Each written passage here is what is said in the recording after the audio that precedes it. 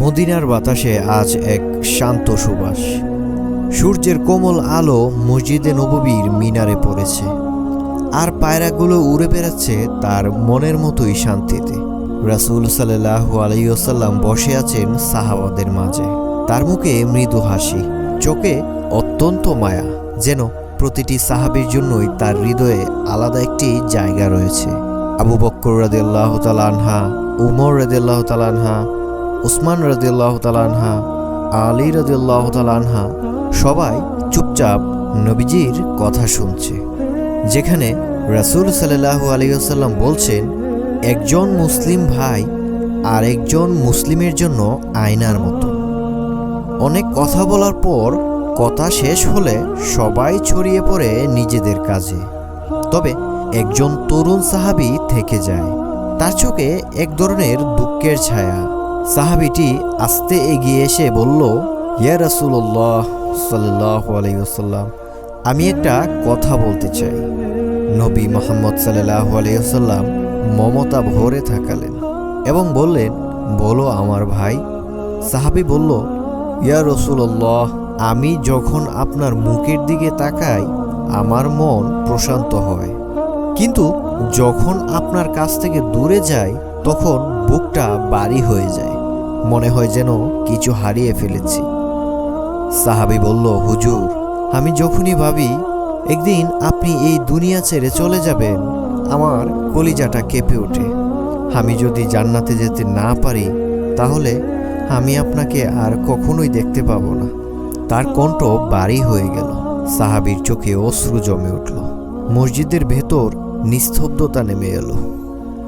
রাসূল সাল্লাল্লাহু আলাইহি ওয়াসাল্লাম সেই সাহাবীর দিকে তাকালেন, তার চোখে ভালোবাসা আর করুণার ঝিলিক। তিনি মৃদু কণ্ঠে বললেন, যেই ব্যক্তি আল্লাহ ও তার রাসূলকে ভালোবাসে, আল্লাহ তাকে সেই দিন আমাদের সঙ্গেই রাখবেন। সহিহ বুখারী। এই কথাটি শুনে সাহাবী অনেক খুশি হলেন। তারপর মুহাম্মদ সাল্লাল্লাহু আলাইহি ওয়াসাল্লামের চোখে অশ্রু এসে পড়ল। তিনি সাহাবীর কাঁধে হাত রেখে বললেন, তুমি চিন্তা করো না, ভালোবাসা কখনো বৃথা যায় না। সাহাবী সেজদায় পড়ে গেলেন এবং দোয়া করেন আল্লাহর কাছে, ইয়া আল্লাহ, আমায় জান্নাতে নাও, যেন আমি নবীজির সান্নিধ্যে থাকতে পারি।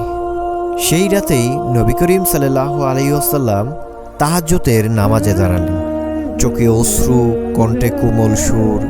তিনি দোয়া করছেন তার উম্মতের জন্য, ইয়া আল্লাহ, আমার উম্মতকে ক্ষমা করে দিও।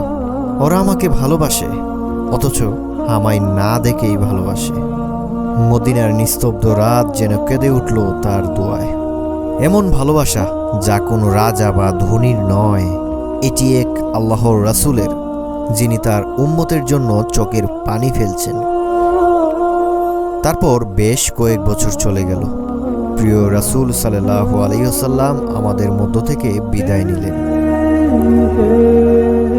তার ঠিক কয়েক বছর পর সেই সাহাবী এক যুদ্ধে আহত হলেন।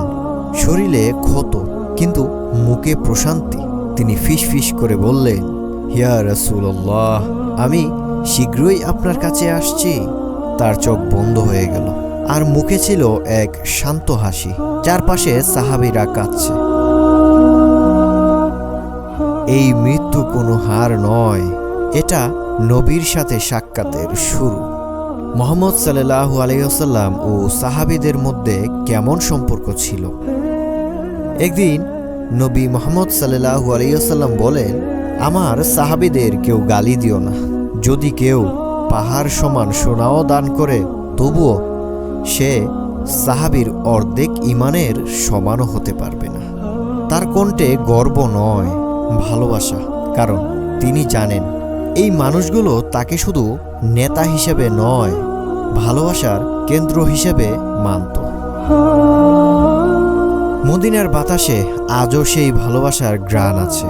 মসজিদে নববীর প্রাচীন ছুঁয়ে গেলে মনে হয় কোথাও নবী মুহাম্মদ সাল্লাল্লাহু আলাইহি ওয়াসাল্লামের দোয়ার উচ্চতা এখনও রয়ে গেছে। প্রিয় নবীজি মুহাম্মদ সাল্লাল্লাহু আলাইহি ওয়াসাল্লামের ভালোবাসা মানে শুধু নাম নেওয়া নয়, বরং তার সুন্নাহ মেনে চলা, তার মতো দয়া, সততা ও বিনয়ের সাথে চলা। রাসূল সাল্লাল্লাহু আলাইহি ওয়াসাল্লাম বলেছেন, যে আমাকে ভালোবাসবে সে কিয়ামতের দিনে আমার সঙ্গেই থাকবে। হাদিস সহিহ মুসলিম। বন্ধুরা, আজকের ভিডিওটি এখানেই শেষ হলো, কিন্তু ইসলামিক আরও সুন্দর সুন্দর ভিডিও পেতে চ্যানেলটিকে এক্ষুনি সাবস্ক্রাইব করুন এবং ভিডিও ভালো লাগলে লাইক কমেন্ট করতে ভুলবেন না কিন্তু।